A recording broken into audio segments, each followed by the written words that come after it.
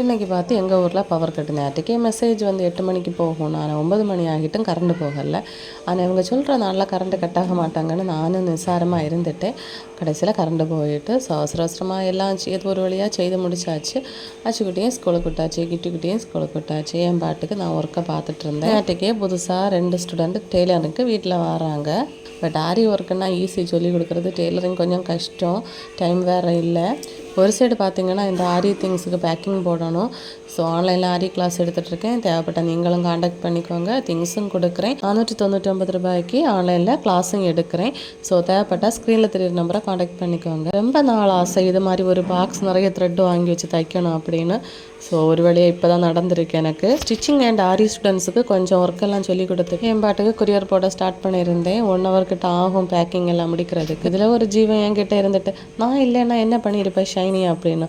நிஜமாவே ஹஸ்பண்ட் இல்லைன்னா நான் பேக்கிங் எல்லாம் பண்ணுறதுக்கு என்ன பண்ணியிருப்பேன் கொஸ்டின் மார்க் தான். இன்றைக்கி ஸ்டிச் பண்ண 2 பார்சல் கொரியர் போடணும். அந்த ப்ளவுஸ் என்னென்னு பார்க்கலாம்.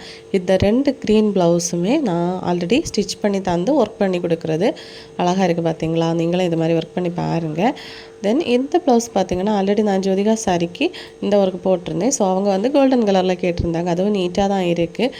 இது வந்து நேரியல் சாரிக்காக அவங்க யூஸ் பண்ணுறது. உங்களுக்கும் இது மாதிரி ஸ்டிச் பண்ண ப்ளவுஸில் எந்த ஒரு ஒர்க்குமே இல்லைன்னா என்னோடய வீடியோஸ் பார்த்து நீங்களாகவே ஸ்டிச் பண்ணலாம். இல்லை என்கிட்ட கொடுத்தாலும் இது மாதிரி நான் ஒர்க் பண்ண தர ரெடியாக இருக்கேன். நீங்கள் கொரியர் போட்டு விடுங்க. ஃபேஸ்புக்கில் வந்து ஒரு கமெண்ட்டை பாருங்கள். உனக்கு வேறு வேலையே இல்லையானு விளாக் போடுறதுக்கு. இந்த பாப்பா ஆண்டி கொஞ்சம் நாளாகவே எகிரிட்டு தான் இருக்காங்க. அவங்க பெரிய டெய்லராக கடை போட்டிருக்காங்களாம். ஸோ அதை என்கிட்ட சொல்லணும். அதுக்காக இவ்வளோ பில்டப்பு. அவங்க பேசுகிறது பார்த்தாலே பச்சையாக தெரியுது அவங்களுக்கு பொறாம தான் அப்படின்னு. நான் போடுற ஒவ்வொரு வீடியோஸும் ஃபேஸ்புக், இன்ஸ்டா அண்ட் யூடியூப்பில் என்னோடய வீடியோஸ் பார்க்குற ஒவ்வொரு லேடிஸுக்கும் யூஸ்ஃபுல்லாக தான் இருக்குது. நீங்கள் இந்த கமெண்ட்டை அவுத்து போட்டு ஆடுறவங்களுக்கு போடுங்க, சரியா? எனக்கு போடாதீங்க. இதுக்கு நான் ரியாக்ட் பண்ணியிருக்கவே மாட்டேன். இருந்தாலும் ஃபேஸ்புக்கில் அடிக்கடி இது மாதிரி ஏன் நீங்கள் பொட்டு வச்சுருக்கீங்க, சிஎஸ் தானே, ஏன் நீங்கள் வீட்டில் கோலம் போடுறீங்க, நீங்கள் சிஎஸ் தானே, மதத்தை வச்சு எதுக்கு பேசுகிறீங்க, இது என்னோட இஷ்டம். நீங்கள் உங்கள் வீட்டில் இருக்க ரூமில் இருந்துட்டு ஜஸ்ட் ஒரு ஃபோனில் கமெண்ட் பண்ணிவிட்டு அந்த இடத்துல தான் இருக்கிறீங்க. நான் வளர்ந்து போயிட்டே இருக்கேன் என்னோட பாதையை பார்த்து. ரீப்ளேயே பண்ணக்கூடாதுன்னு தான் நினச்சேன். இருந்தாலும் கொஞ்சம் நாளாகவே இது மாதிரி தொடர்ந்து வந்துட்டுருக்கு. ஸோ அதனால தான் ரீப்ளே பண்ணேன். வானத்தில் இருக்க நிலையை பார்த்து நாய் குறைச்சா அந்த நிலைக்கு எந்த கேடும் இல்லை, நாய்க்கு தான் கேடு. அவ்வளோதான். தேங்க்யூ.